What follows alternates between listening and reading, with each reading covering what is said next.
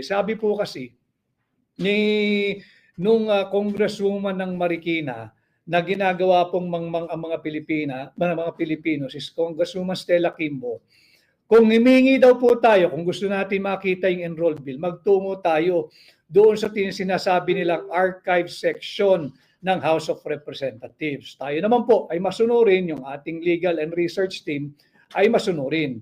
Tumungo po sila diyan sa tinatawag nating archive section or archive department ng House of Representatives.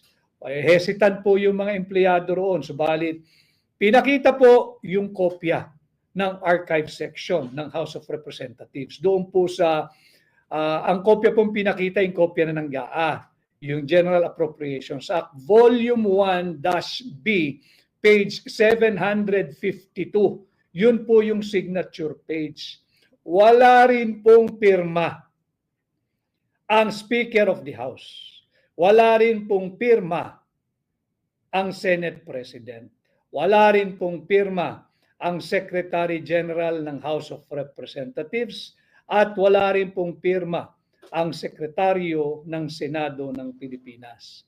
Therefore, meron pa tayong isang hinahanap, yung kopya ng enrolled bill. Yun po yung pinakita nila, wala pong pirma. At pakikita ko kasi alam ho ninyo, ang nagsabi po kasi na magpunta sa archive section mismo si Congresswoman Stella Kimbo. Sinusunod lang natin yung kanyang payo dahil masunurin po ang mga membro ng Hakbang ng Maisog, di nagre-research po lahat. At yun nga po, nagpunta roon at ito po ang nakita. Ipapakita ko lamang po sa inyo. Ito po ay matatagpuan sa GAA Volume 1-B, page 752. Ito po yung nakita. Sa archive section po yan, archive section. Pakikita natin. Ayan o. Parang blurred. But anyway.